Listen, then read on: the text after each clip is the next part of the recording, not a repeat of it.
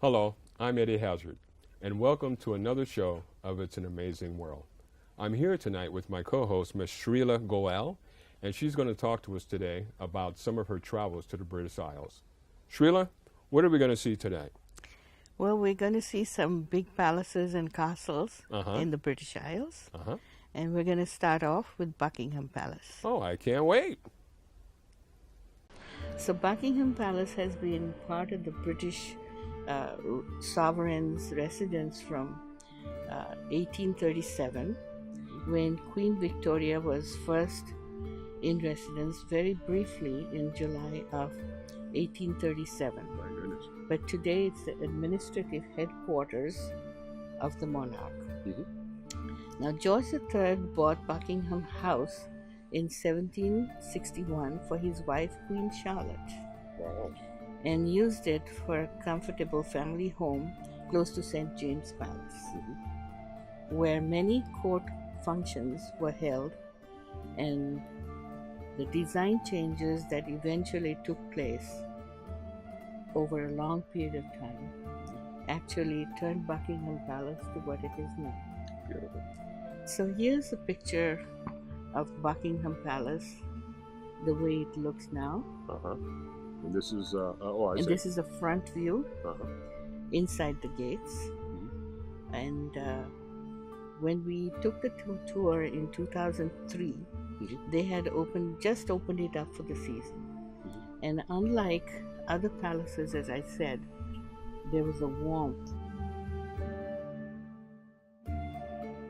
Here's the first room that we saw, Oh, that's beautiful. and that's the throne room. That's beautiful. Look at the artistic work on the ceiling. The artistic work in the ceiling is Goodness. gorgeous, very much like what we were seeing in the Russian palaces. Those chandeliers are out of this world. Yeah.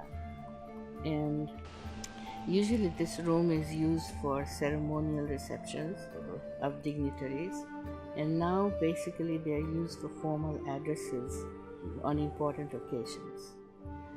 The Queen's Jubilee in 1977 and 2002 were occasions when they used it. And a lot of the royal photographs are taken in the throne room, including those of Princess Elizabeth. Later, she became the Queen, and the Duke of Edinburgh in 1947, Oh, yeah, they do. and then the Duke and Duchess of Cambridge. They also took their pictures in 2011. That means Prince William and Kate Middleton. Is that right? Yeah. Now this is called the Blue Drawing Room, and I think maybe it's called Blue Drawing Room because the walls are painted blue and the I was just getting ready to furniture say is there's a lot of blue. brown in there. Had a color problem there. So it's one of the finest rooms in the Buckingham Palace, and it has a magnificent display of Georgian sumptuousness in their decorations. Does that. The room is 68 feet long and is divided into bays by big Corinthian columns. I wonder who cleans those chandeliers. I don't know. They must be having a big crew helping out. And George IV used this room as a ballroom. But today guests gather there to have drinks before big luncheons and state parties. Yeah, now this is called the White Drawing Room. Oh, that's beautiful. And this particular room was designed by John Nash. And the room is again used for receptions and audiences, and used as a backdrop for a lot of the formal photographs of the royal family. Wow. Now this is nice. Now this is the picture gallery. This is why I love it. Yeah. And the Queen's Gallery in the Buckingham Palace was constructed 40 years ago out of the bomb-damaged ruins of the former private chapel. Wow. And it underwent several extensive refurbishments, and it was specially done up for the Queen's Golden Jubilee in 2002. And it reopened by the Majesty herself in May 21st of that year. Now that's the state dining room. It was set up that way when we walked in, as if they were ready to give us a big meal, but They were teasing you, huh? No such luck. Did you get to touch the tablecloth? No. Oh. We had to kind of keep distance and just look. Only distinguished people get to dine here. Ah. And including 24 holders of the Order of Merit. Oh, excuse me? As like even presidents and prime ministers from foreign countries come. Now the year that we visited the Buckingham Palace, they had a special exhibit going on for the Queen's Golden Jubilee. And we saw the gown that was designed by Norman Hartnell that the Queen wore on her coronation. Jeez. And that design was made in such a way that it represented each one of the countries that the Queen ruled at that time. It took 12 embroideresses, 3,500 hours, and they were from the Royal School of Needlework, and they worked in shifts 7 days a week. England was represented by the Tudor rose, and it was embroidered with the palest pink silk, pearls, gold and silver bullion, and rose diamante. Welsh, they represented Wales by the Welsh leek. And here again, similar stones and cloth and all that. Scotland was represented with a thistle. Now I couldn't really go figure out what everything was by looking at the dress. But if they say that it's there, I suppose it's there. Just think of how much it must weigh for her to, That's exactly what I was thinking. My goodness. The Irish were represented with the shamrock. It was embroidered with soft green silk, silver thread, and bullion and diamante. Canada was represented by the maple leaf. Australia by the wattle flower. And they had a lot of difficulty doing the wattle flower. So they had to keep on redoing it until they successfully achieved the fuzzy mimosa look with yellow wool and green and gold foliage.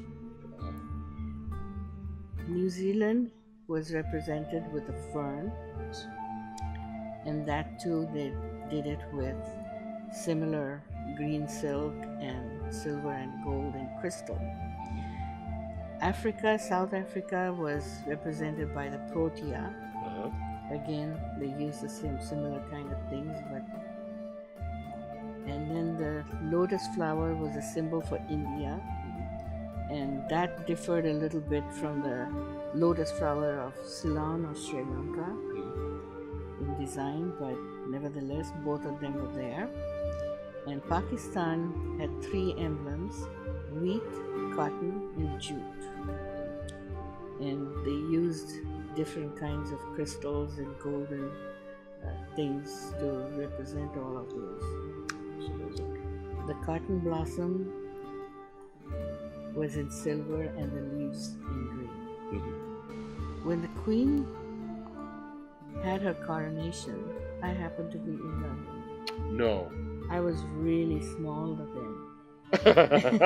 And I saw it in a small black and white TV in a neighbor's apartment.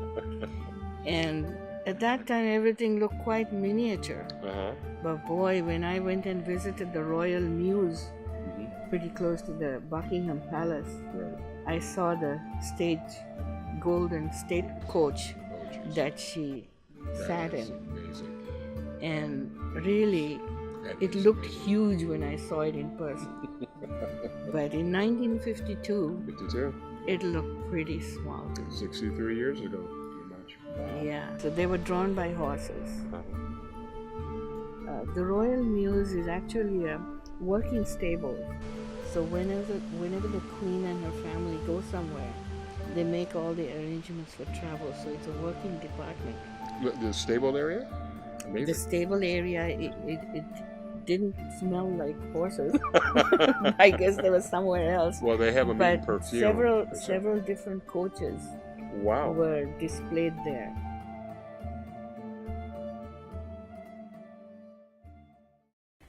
Okay, Eddie, so now I'm going to show you some pictures of the Windsor Castle. Fantastic. It's my second visit there because the first time we went there was a fire just before and we couldn't see much of it. So this time I made it a point to go there so that I can take some good pictures and see more of the castle. You said it was a lot of walking? A lot of walking, uphill walking too. Oh, that's the best kind. Windsor Castle has a long history, and it's been there since what, the 11th century, I suppose? Yes, it has. I was going to say the 12th, we'll go 11th. So when I first visited, it was in 1993. They had just had a fire, and that fire started in the Queen's private chapel at 11:33 a.m. by a spotlight that ignited a curtain. It happened on November 20th in 1992, and the damage that the castle suffered cost them about £36.5 million to fix. My goodness, wow. The reconstruction took place, and then what we see now is probably very different in the way it was originally decorated in the 11th century. For sure. And the castle was built right after the Norman invasion by William the Conqueror, and it happens to be the longest occupied palace in Europe. Wow.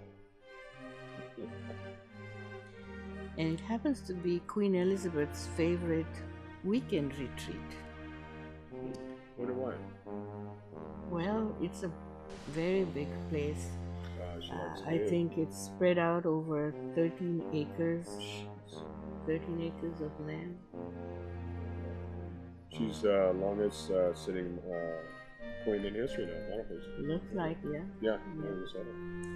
Yeah, so this is a view of the Windsor Castle general area, and that's me, of course, in 1993. We couldn't see a lot of the castle in 1993 because of the fire. But this time I thought maybe I'll be able to take better pictures of the palace. I happened to go there in July this year. And what happened is we ended up having to park our bus. It was a tour that I took. And the bus was parked way out somewhere. And it took a lot of walking through the city, through our shopping center, to get to the Windsor Castle. This was the entrance that we used when we walked in, and that was right into the shopping mall. And from the shopping mall we had to walk through part of the Windsor town, and then we finally got into this Windsor area. And you see the moat? Yes, I do. But what I saw mostly was the doll's house and the state apartments. Probably some of them were in the area that had been burned, but I couldn't tell. What did you think of the dollhouse when you saw it? Well, actually, they called it a dollhouse, but there were several models of dollhouses. This is where the Queen likes to host a lot of the ceremonies when she's there. There are more pictures of Windsor Castle, and I don't know what I was looking at or taking pictures. That's a nice one there. Our guide wasn't there with us. He just said the heck with it. Take those. No, nowadays you get those guided speaker. Talking tours. Talking tours, yes. Self-guided tours. Yeah, you were. And so after a while, we were running short of time, so there's really no time to sit and listen to every description. Eddie, I decided to go back to Brighton this time to look at the Royal Pavilion, which was something I'd seen pictures of before, but hadn't really seen from inside. I was in Brighton when I was 4 years old one time, and that was my first roller coaster ride. Well, you remember it? I do remember that. Goodness. Oh. But the Royal Pavilion was my focus on my second visit to Brighton. Another building or an area, it's called a Royal Pavilion, that really interested me, and I made it a point to go there when I was in England in 2011. And that's in Brighton. Mm-hmm.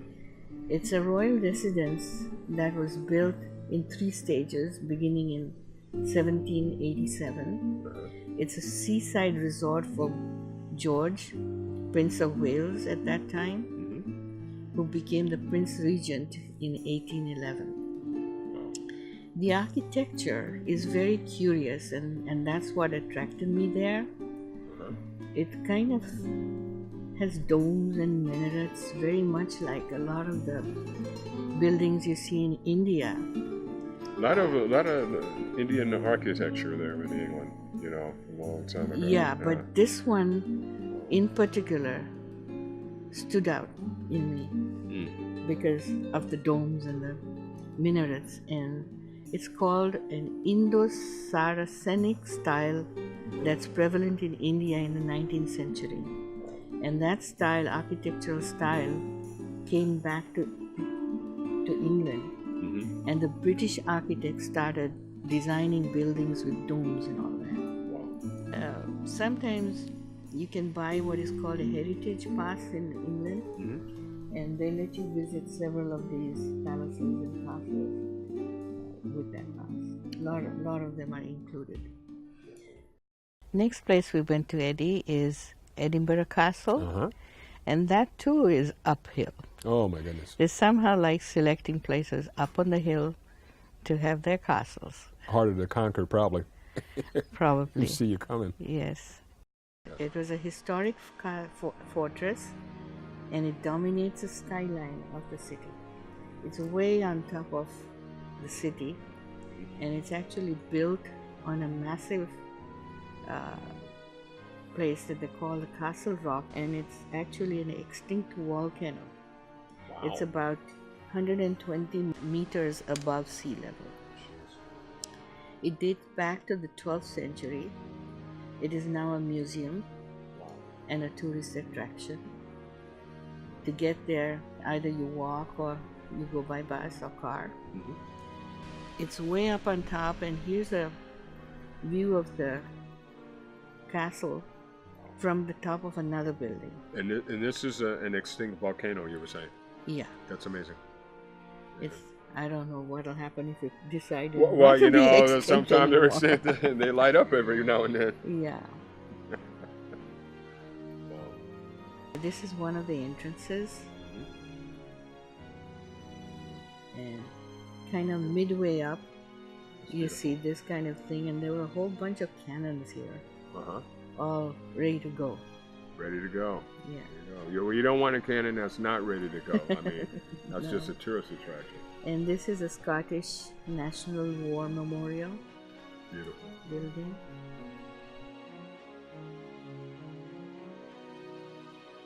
So this is a royal palace in the Crown Square. It was built in the 15th century, and the palace remains the royal apartments, but it's got a very small room in there where the Mary Queen of Scots, she gave birth to James VI. So the building is now home of the Honours of Scotland, and that is known to be the crown jewels, and the oldest set of crown jewels in Europe. The Honours of Scotland consist of a crown, scepter, and a sword of state. So that's another part of the Edinburgh Castle.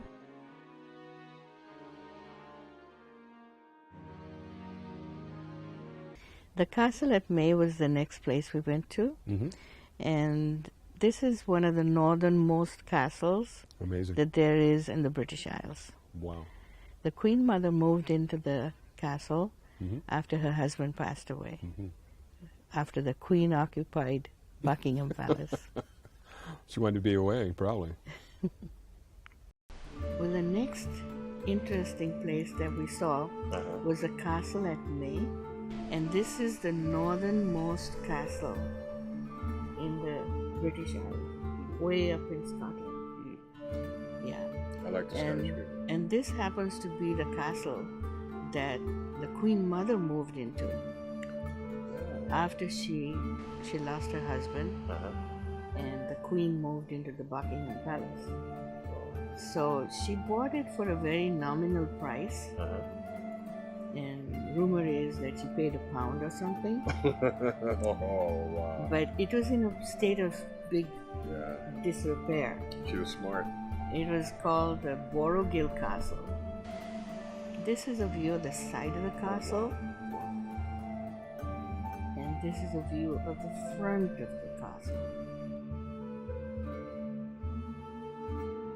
The Queen Mother was born Elizabeth Bowes-Lyon and became Queen Elizabeth. She died at the age of 102 in 2002. I liked her. She was nice. Yeah. She restored and updated the castle, but she didn't completely refurbish it because she didn't believe in being wasteful. One thing she didn't like was carpeting. What? She didn't like carpeting. Man, come on. And so as soon as you enter, you see these stairs where the bricks are exposed. No carpeting. She was a frugal person. Evidently. And she didn't believe in replacing appliances in the kitchen unless they broke. Say wood stoves or what? No, not wood stoves, but the kitchen looked like it had appliances from the 50s. It was a huge kitchen. The castle has 36 rooms and 15 bedrooms, 3 reception rooms, a library, billiard room, and it also has a trap door in the floor of the dining room, which leads directly to a dungeon. You know, that's why they had the trap door. The Queen Mother was an avid gardener. Oh. And so she loved gardening, and what she did was she had several areas in her enclosed area. Like she an atrium?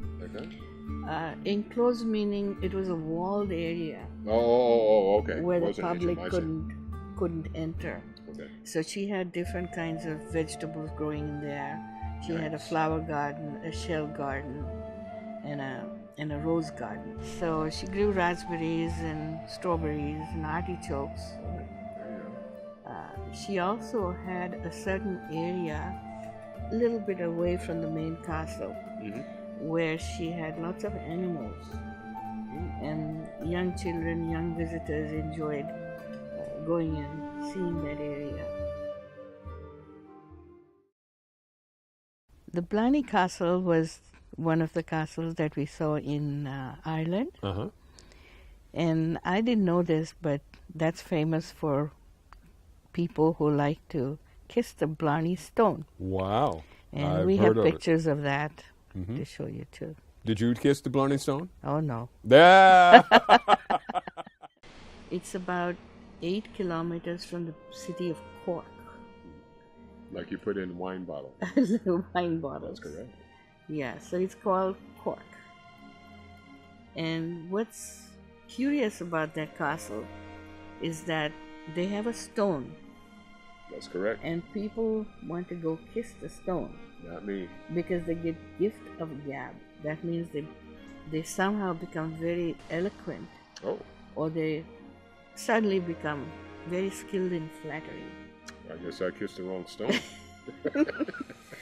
So, I mean, we had to walk all the way to the top. Oh my. Did you see it? I saw the stone, and I decided I didn't want to kiss it. Yeah, they're going to hold you upside down. Because, yes. If they let you go, there it is. There's a picture of a guy kissing the stone. My goodness. There's a guy that's sitting there that'll help you get in that position to kiss the stone.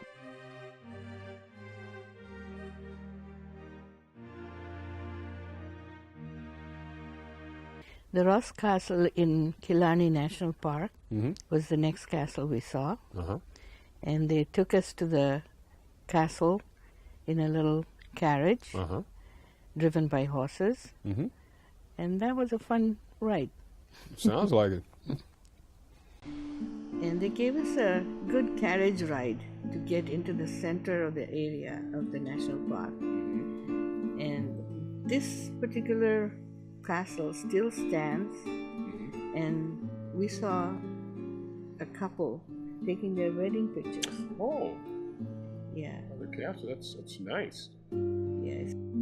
Bunratty Castle was the next one that I went to in Ireland. Mm-hmm. And that's a really medieval castle. Amazing.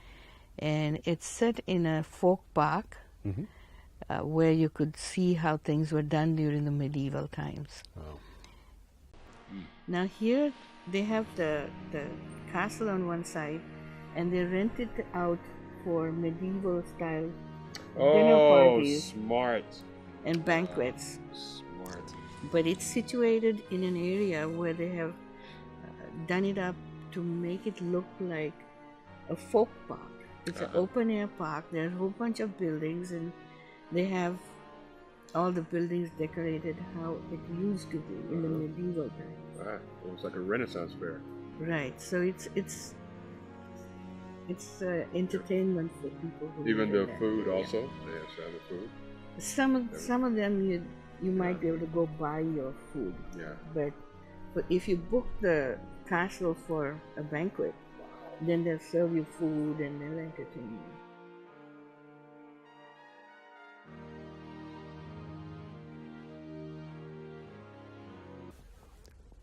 Thank you for watching another episode of It's an Amazing World. I'm Eddie Hazzard with my co-host here, Miss Shreela Goel. Shreela, would you like to say anything in closing? Well, I'll be traveling. Yeah, you will. Yeah. Where are you traveling? Where's your next travel? I'm going to India next. Oh, you're so lucky. In How 2 long- days. In 2 2 days. days. How long are you going to be gone? For a month. Wow. Can you bring me back some shoes for when I go to bed? Are you over there? Shoes for going to bed. Yeah, you know, I need to walk about 2 or 3 feet and take them off. I'm good to go. It's kind of meditative. I don't know. So tune in next time for It's an Amazing World.